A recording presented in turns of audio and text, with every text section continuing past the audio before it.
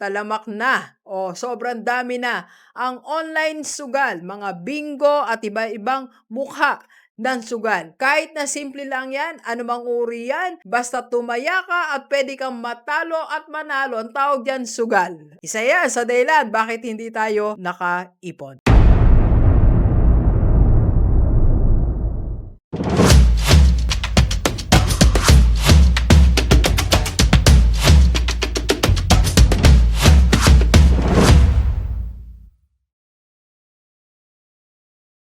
Okay, Gilibers, ano nga ba mga dahilan bakit hindi tayo nakaipon? Alam nyo, ito po ay tinanong ko sa aking FB page. By the way, yan po ang aking FB page. Paki-like nyo lang po yan and subscribe.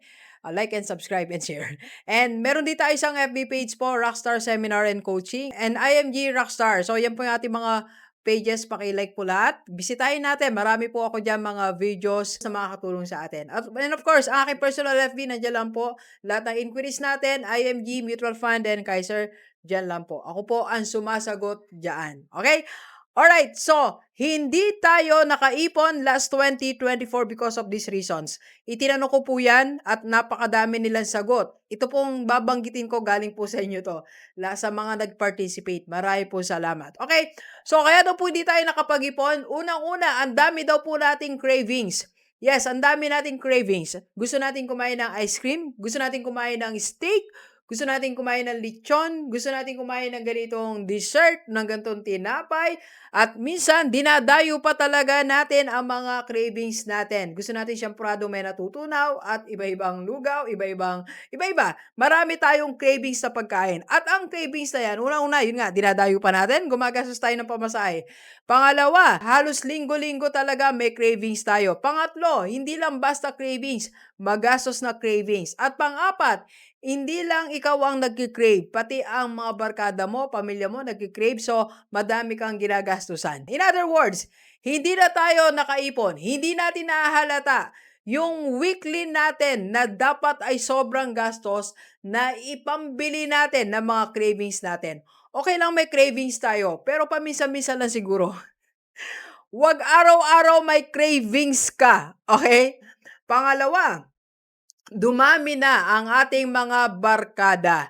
So, ang dami na nating sinamahan na grupo. Group A, Group B, Barkada A, Barkada B, Barkada C. So, dahil marami kang barkada, madami ka na ring gimmick. Madami ka na ding pinupuntahan. Halos hindi mo na makontrol. Halos gabi-gabi lumalabas ka na ngayon. Halos weekly nag-out of town ka. So, saan natin galing ang ginagastos? Diyan sa pera natin, sa income natin, or minsan nangungutang pa tayo para lang maka-gimmick or makagala. Yan ang isang dahilan bakit di tayo nakaipon.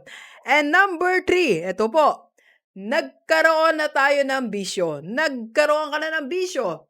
Lalo ngayon, talamak na o sobrang dami na ang online sugal, mga bingo at iba-ibang mukha ng sugal. Kahit na simple lang yan, anumang uri yan, basta tumaya ka at pwede kang matalo at manalo, ang tawag dyan sugal. Okay? At hindi lang basta sugal. Marami nang nagkanda utang, nagkanda sanla ng mga gamit, nag-resign na, nag-loan pati sa SSS, nag-utang na kung kani-kanino at nanguha na ng pera ng magulang niya, nanguha na ng pera ng asawa niya para may pang-online sugal. Okay? Isa yan sa dahilan bakit hindi tayo nakaipon. And nagkaroon din tayo ng mga sabay-sabay na hulugan. Nagkasabay-sabay na. Una, washing machine lang. Pangalawa, bumili ka na ng malaking TV. Pangatlo, bumili ka na ng tricycle. Pang-apat, upuan sa alaset, nagpalit ka. At ang dami na, 7 na yan, sabay-sabay mong inuulugan. Sa 500 na lang isang buwan, that's 3,500. Kaya hindi tayo nakaipon. Lahat binayad natin sa mga liabilities. Okay? Next, ang dami din natin yung subscription na hindi naman na ma-maximize. So, may Netflix tayo. Okay lang may Netflix. Pero may iba tayong mga subscription, nagbabayad tayo monthly, na sayang lang hindi natin ginagamit. Okay? Gilibers, marami pang dahilan bakit hindi tayo nakaipon. Marami pa kayong binanggit. Ulitin ko, ito ay galing sa inyo mga comment. Marami pa tayong mga gastos na sobra-sobra kaya hindi tayo nakaipon. So this 2025, anong dapat nating gawin? Simple lang, opposite lang. Lahat ng 'to, 'wag nating gawin. Kung ano yung dahilan kung bakit hindi ka nakaipon noong 2024, simple lang, 'wag mo nang gawin ngayong 2025. Okay? Kung isa ka rin sa nag-cravings noong 2024, ngayon bawasan mo na. Kung isa ka rin sa dami ng hinuhulog-hulugan noong 2024, magbawas ka na. Tapusin mo na lang 'yan bago ka kumuha ng ibang hulugan mo pa. Or maybe isa ka sa nakipagbarkada ng sobra.